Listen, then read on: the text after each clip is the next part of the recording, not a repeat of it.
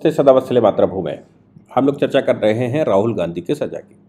राहुल गांधी ने एक जाति विशेष मोदी बहुत सारे राज्यों में एससी की कैटेगरी में आते हैं और कुछ राज्यों में वो ओबीसी की कैटेगरी में आते हैं। अगर उत्तर प्रदेश के लोगों को मोदियों को ऐसे कह दिया गया है या जहाँ पर वो शेड्यूल कास्ट की कैटेगरी में आते हैं वहाँ पर कह दिया गया है तो इस पर एससी एसटी कानून भी लगता है। मुझे लगता है कि जिन राज्यों में मोदी जाति एससी एसटी है वहाँ पर एससी एसटी एक्ट का भी मुकदमा होना चाहिए था। खैर, ये डिफेमेशन का मामला है। डिफेमेशन उन्होंने सार्वजनिक की, एक पार्टिकुलर जाति की कोर्ट में केस चला। 3 बार वो उपस्थित भी हुए। आज भी वो कोर्ट में ही उपस्थित थे जिस समय सज़ा प्रोनाउंस की जा रही थी। अब उनके यहाँ से स्टेटमेंट मल्लिकार्जुन खड़गे का आ गया और वो ये आ गया कि बार बार मैजिस्ट्रेट बदला गया। एक बात ध्यान में रखनी चाहिए कि मैजिस्ट्रेट जनरली 3 वर्ष के लिए अपॉइंट होते हैं। अब 3 वर्ष के लिए अपॉइंट होते हैं, उसमें भी जो कैटेगरी है वो कैटेगरी ऊपर नीचे होती रहती है। जैसे जेएससीसी बैठे हुए हैं, सीनियर डिवीज़न बैठे हुए हैं, सीजीएम तीसरे नंबर पर सीजीएम आता है। अगर कोई जेएससीसी चला गया तो फिर सीनियर डिवीज़न जेएससीसी हो जाएगा और जो तीसरी सीनियर रैंक का होगा वो सीजीएम हो जाएगा। एक तो प्रोसीजर ये है। दूसरी बात यह है कि 3 वर्ष में चूंकि होता है 4 साल का मुकदमा हो गया। ये संभव है कि जिस समय मैजिस्ट्रेट जा रहे हों उस समय केस फाइल हुआ हो, फिर 3 साल पूरा ट्रायल चला जिन मैजिस्ट्रेट, फिर 3 साल के बाद उनका ट्रांसफ़र होना स्वाभाविक था और जो नए आए वो उन्होंने सज़ा प्रोनाउंस कर दी। ये भी संभव है। मैं उसकी वो नहीं कह रहा हूँ, केवल मल्लिकार्जुन खड़गे के बयान के आधार पर कह रहा हूँ। दूसरा, सत्य अहिंसा की बात राहुल गांधी ने कह दी। सत्य अहिंसा का मतलब चोरी करना तो नहीं होता। सत्य अहिंसा का मतलब किसी को गाली देना तो नहीं होता। सत्य अहिंसा का मतलब किसी जाति विशेष को नीचा दिखाना तो नहीं होता। किसी जाति को चोर कहना तो नहीं होता। किसी को जाति सूचक शब्दों से उसका अपमान करना तो नहीं होता। अब वो क्या सोचकर कह रहे हैं, अगर उनका जाति सूचक शब्दों का इस्तेमाल करना ही उनकी अहिंसा है तो भाई फिर आप समझ लीजिए कि उनकी अहिंसा का क्या रोल है। प्रियंका वाड्रा ने लिख दिया, मेरा भाई बड़ा जुझारू है। तुम्हारा भाई जुझारू तो है, इसमें कोई शक नहीं है कि इतने सारे चुनाव हारने के बावजूद, पूरी कांग्रेस को डुबोने के बावजूद, जब पूरी कांग्रेस डूबने की कगार पर हो और तब भी जूझ रहा है और कांग्रेस को बिल्कुल डुबाने की कगार पर पूरी शक्ति से लगा है, इसमें कोई शक नहीं। अब सवाल आता है कि इसके रिपरकेशन क्या हो गए। डिफेमेशन का मामला उनके वकील ने कहा कि साहब ट्रायल नहीं चला। एक चीज़ ध्यान में रखनी चाहिए कि कुछ केसेस समरी ट्रायल होते हैं। मैं कह नहीं रहा हूँ, मैंने ट्रायल भी नहीं देखा, लेकिन जो उनके स्टेटमेंट है उसके आधार पर मुझे लगा समरी ट्रायल होता है। समरी ट्रायल उन मामलों में होता है जहाँ पर एविडेंस सीधा सामने होता है और उसको ट्रायल चलाने की आवश्यकता होती नहीं। केवल इतना कहना होता है कि आप जो डिफेंडेंट है यानी कि जो एक्यूज्ड है वो क्लेम करता है कि साहब हमें पूरा ट्रायल इस पर चलाना है, तो फिर इस पर पूरा ट्रायल चलता। अदरवाइज डिफेंडेंट का या एक्यूज्ड का स्टेटमेंट केवल लिया जाता है, वो स्वीकार करता है, डिनाई करता है उसके आधार पर। खैर, लेकिन ये जो है मैजिस्ट्रेट ट्रायल था, मैजिस्ट्रेट की अदालत का ट्रायल था।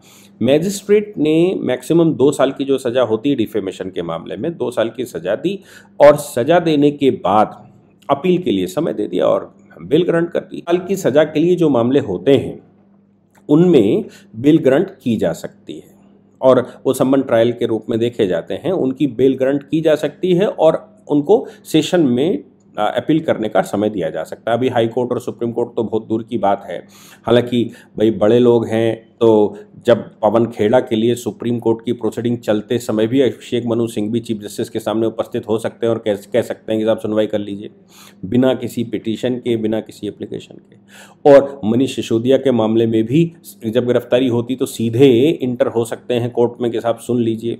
तो आप समझ लीजिए ये तो राहुल विंची हैं, इनका तो बहुत बड़ा ऑरा है, तो इनके लिए तो मुझे लगता है अभिषेक मनु सिंह भी कोर्ट की प्रोसीडिंग को रुकवा कर भी बात कर सकते हैं।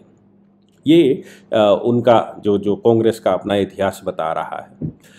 लेकिन इसके कानूनी पहलू, अब इसके रिपरकेशन क्या होंगे।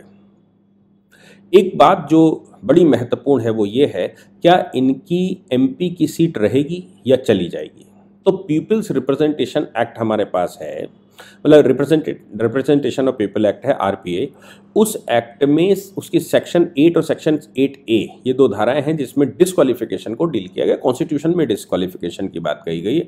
तो peoples representative of peoples act में, आरपीए में, इनको जो जो डिस्क्वालिफिकेशन बताई है उसमें तमाम तरह की 8(1) में है, लेकिन 8(4) ये कहती है कि अगर किसी को 2 वर्ष या उससे ऊपर की सजा हो जाती है तो फिर कहती थी, अभी तो वो अनकॉन्स्टिट्यूशनल डिक्लेयर कर दी है, वो कहती थी कि 2 वर्ष या उससे अधिक की सजा कहीं हो जाती है तो फिर उसकी डिस्क्वालिफिकेशन 3 महीने के बाद शुरू हो जाती है। 3 महीने का टाइम उसका अपील करे था, अगर 3 महीने में अपील में ना गए तो फिर डिस्क्वालिफिकेशन शुरू हो जाती है।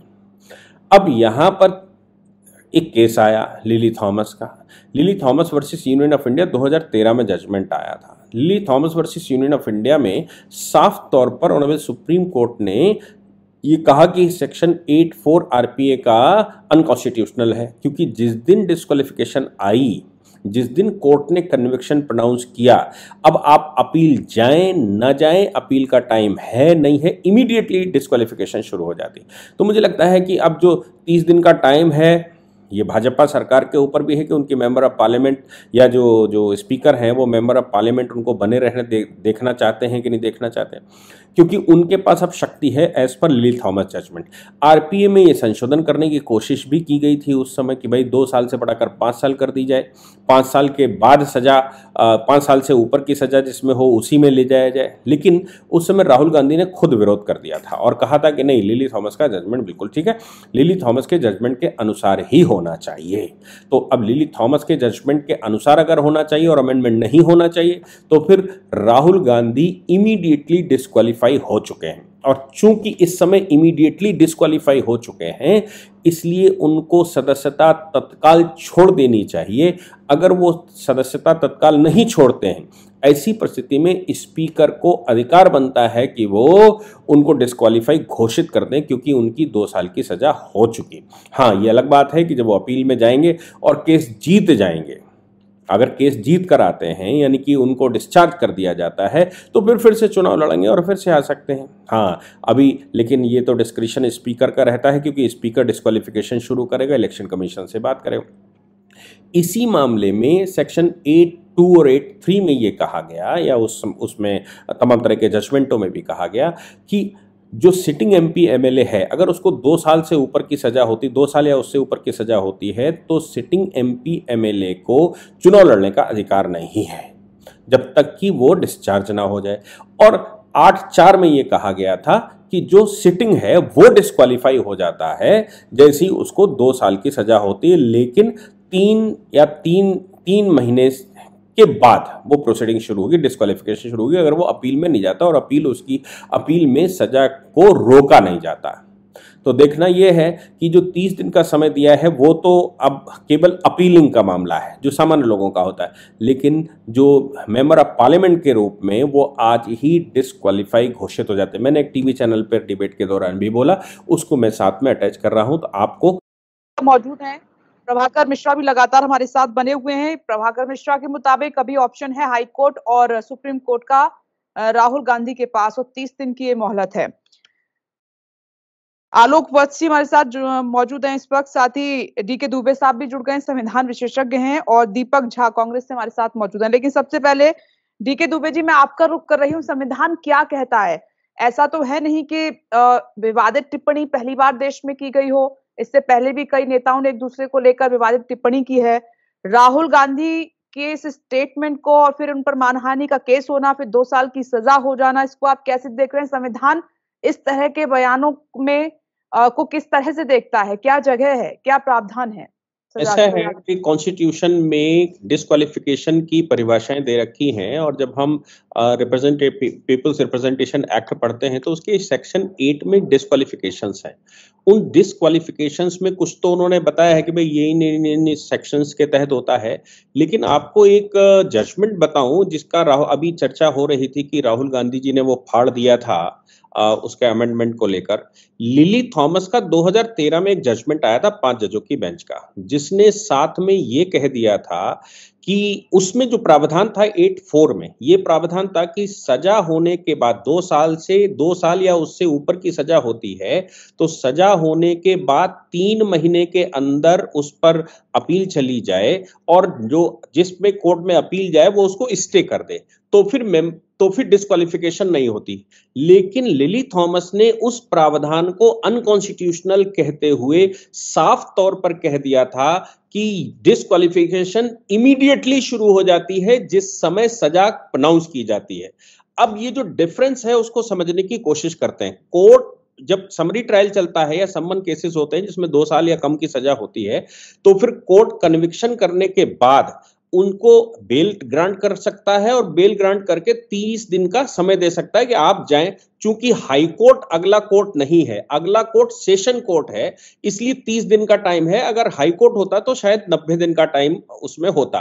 तो सेशन कोर्ट में जाने का समय दे दिया जाता है। इस समय का मतलब ये बिल्कुल नहीं है कि वो कन्विक्शन खत्म हो गया, कन्विक्शन केवल बेल ग्रांट हो गई। तो अभी तो एक प्रश्न नया ये छिड़ना चाहिए, वो ये है कि राहुल गांधी इमीडिएटली डिस्क्वालीफाई हो गए एमपी के मतलब पार्लियामेंट के लिए एज पर लिली थॉमस। क्योंकि जैसे ही लिली थॉमस का जजमेंट आया था जिसमें ये कहा गया था 2 वर्ष या 2 वर्ष से अधिक, 2 वर्ष का मतलब 2 वर्ष के कम नहीं, 2 वर्ष या 2 वर्ष से अधिक, तो उसके बाद ये अमेंडमेंट लेकर आए थे और ये कहा था कि नहीं 5 साल का होना चाहिए। तब राहुल गांधी ने वो फाड़कर फेंक दिया था और कहा था 5 साल नहीं, 2 ही साल ठीक है। कोई भी कन्विक्शन किसी भी तरह का हो जिसकी 2 साल की सजा हो जाती है उसको डिस्क्वालीफाई तुरंत किया जाना चाहिए।